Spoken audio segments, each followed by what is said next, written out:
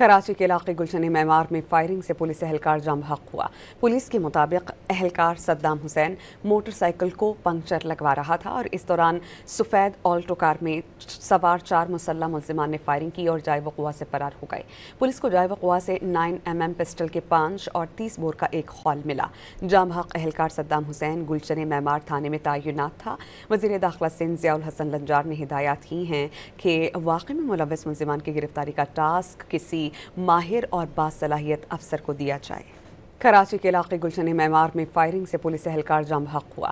Police کے مطابق اہلکار صدام حسین موٹر سائیکل کو پنکچر لگوا رہا تھا اور اس دوران سفید آلٹو کار میں سوار 4 مسلح ملزمان نے فائرنگ کی اور جائے وقوع سے فرار ہو گئے۔